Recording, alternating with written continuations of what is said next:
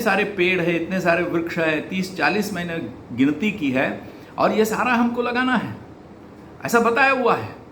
और लगाने के बाद फिर पत्ते तोड़ने हैं और भगवान को अर्पण करना है। लेकिन ये पार्ट जो है, ये जो मुख्य बिंदु है, महत्वपूर्ण बिंदु है, ये हम भूल गए और हमको भूलने लगाया और हम भूल भी गए। अभी दूसरी बात इसमें यह बताना है कि यदि आयुर्वेद के शास्त्र की दृष्टि से देखा जाए, अन्यथा भी स्वाभाविक रूप से किसी को भी ये ध्यान में आ जाएगा, ये सारे वृक्ष लतादि जितने भी है, ये आरोग्य स्वास्थ्य प्रदान करने वाले हैं। इसके वातावरण में हम रहेंगे तो हमारा स्वास्थ्य अच्छा ही होगा, न अपितु कि शारीरिक स्वास्थ्य, वो तो होगा ही होगा, लेकिन मानसिक स्वास्थ्य भी अच्छा हो जाएगा।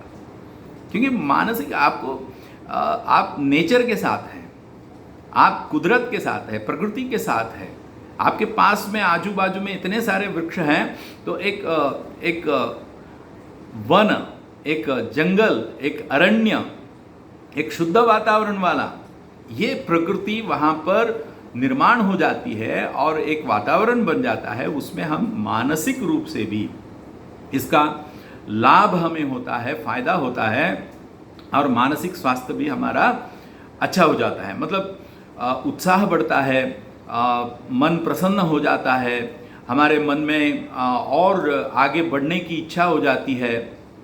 तो ये सारी बातें ये इसमें शामिल है। इसमें हमारे जो पूर्वजों ने ये सब पूजा के रूप में हमारे सामने रखा हुआ है। लेकिन ये पार्ट जो है, ये सेक्शन जो है, ये जो बातें हैं, ये हम भूल गए या हमको भूलने लगाया, हम भूल चुके हैं। तो ये समझना चाहिए, इतने सारे वृक्ष लगाएं। अभी इसके बारे में कुछ प्रमाण भी मैं आपके सामने रखना चाहता हूँ। देखिए, भागवत पुराण, इसमें कई जगह पे, वैसा अन्य पुराणों में भी कई जगह पे आया हुआ है। एक दो बातें मैं आपके सामने रखना चाहता हूँ, क्योंकि समय कम है और इस वजह से उसमें से एक या दो तीन श्लोक जो है, जो बताया हुआ, उसका उल्लेख करना चाहता हूँ। एक है, ये पढ़ रहा हूँ मैं, एता जायस्तु वृक्षाणाम तेषाम रोपे गुणान्विते कीर्तिश्च मानुषे लोके प्रेते चैव फलम शुभम। ये बताया हुआ है, भागवत में बताया हुआ है कि एता जायस्तु वृक्षाणाम, ये सारे वृक्ष आप लगाओगे, तेषाम रोपे गुणान्विते, ये गुण वाले, उत्तम गुण वाले वृक्ष है, उत्तम गुण वाले पेड़ पौधे हैं, तुलसी, बिल्व, बेल का पत्ता, ये सब उत्तम गुण है, उसमें उत्तम गुण है, सभी प्रकार से गुण उत्तम है। कीर्तिश्च मानुषे लोके, मतलब आप इस जीवन में यहाँ पर कीर्ति तो मिलेगी ही मिलेगी, लेकिन आपके मृत्यु के बाद भी आपको पुण्य मिलेगा, ये बताया हुआ है। लेकिन पहले वृक्षारोपण करना चाहिए, यही बताया हुआ है। अभी कितने वृक्ष लगाना चाहिए, कौन कौन से लगाना चाहिए, इसका भी विवरण दिया हुआ है, अर्थात उसमें सब डीप में जाने में अभी समय नहीं है। एक श्लोक उल्लेख कर लेता हूँ ताकि यानी समझ में आ जाएगी बात। यह स्कंद पुराण में बताया हुआ है, अश्वत्थमेकम पिचुमंदमेकम नेग्रोदमेकम दश चिंचिणिकान केपित्ता बिल्व अमलक त्रयम च पंच आम्र मुक्त्वा नरकम न पश्येत। अभी क्या है ये, अश्वत्थमेकम, पीपल का झाड़ एक तो भी लगाना चाहिए, एक लगाना चाहिए। ये श्लोक के अनुसार एक, यानी अलग अलग श्लोक में अलग अलग प्रकार से बताया हुआ है, लेकिन यहाँ पर कम से कम एक, मतलब एक पीपल का चाहिए आपको, एक निग्रोध करके है, अलग अलग झाड़, ये एक एक लगाना है। अभी यहाँ पर चिंचिणिकान बताया हुआ है, ये इमली का पेड़ है, ये इसको 10 बताया हुआ है, 10 इमली का पेड़ लगाना चाहिए, ठीक है। और बिल्व, आम्लक मतलब आंवला, बिल्व पत्र, बेल, त्रयम च 3 लगानी चाहिए, ये बताया हुआ है। पंच आम्र, आम का पेड़ 5 लगाने चाहिए। तो ये जो लगाएगा तो नरकम न पश्येत, उसको नरक नहीं मिलेगा। यानी क्या,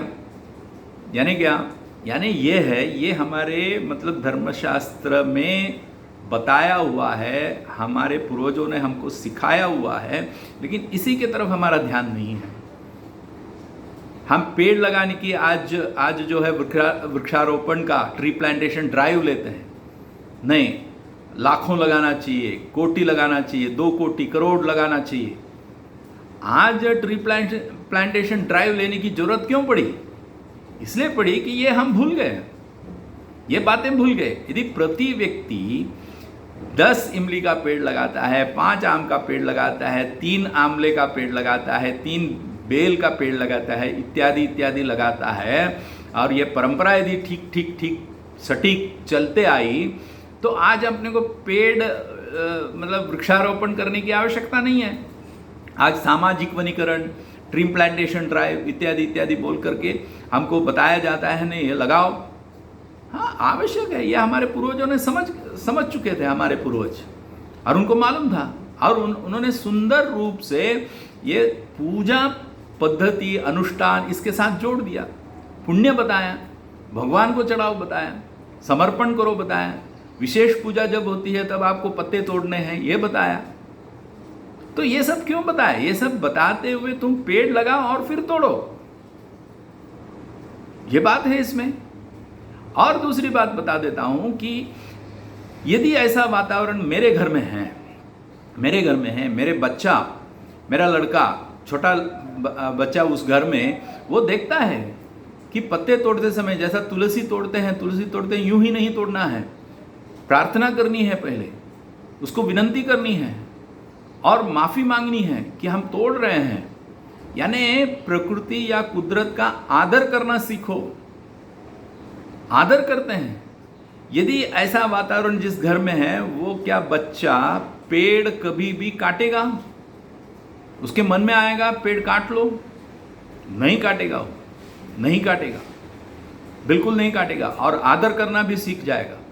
ये भी बताते हैं बड़े बड़े पेड़ यदि काटना पड़े, मतलब जरूरत पड़ी, किसी कारणवश आवश्यक है, कोई घर बनाना है और कुछ करना है, तो उसके ऊपर जो पक्षी है, पंछी है, उनको भी प्रार्थना करनी है, ये बताया हुआ है। क्योंकि वो रहते हैं उसके ऊपर, और हम वो इतना बड़ा पेड़ काटेंगे तो उनका नुकसान हो जाएगा।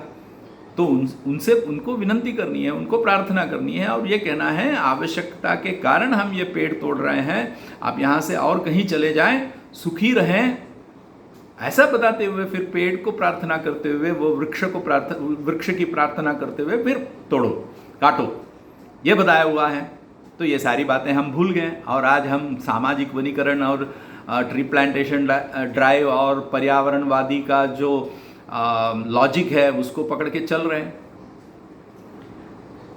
अर्थात आगे भी बताया हुआ है, कई बातें बताने लायक है, थोड़े में बताने की कोशिश करता हूँ, प्रयत्न करता हूँ। एक यानी कहाँ कहाँ लगाना चाहिए ये भी बताया हुआ है, और ये वृक्षों को, ये पेड़ जितने भी बड़े बड़े पेड़ हैं, इनको अपने पुत्र जैसा संभालना चाहिए, संरक्षण करना चाहिए, ऐसा बताया हुआ है।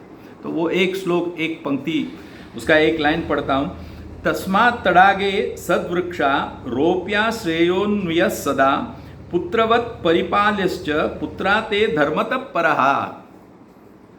जहाँ चौराया है, तडाग यानी वाटर बॉडीज, मतलब जहाँ पर तालाब है, कुएं हैं, वहाँ पर लगाना चाहिए, चौरास्ते पे लगाना चाहिए, मतलब चौराहा है वहाँ लगाना चाहिए, गांव के सीमा में लगाना चाहिए, ऐसा बताया हुआ है। सीमा क्षेत्र ऐसा उल्लेख हुआ है। सीमा क्षेत्र यानी क्यों?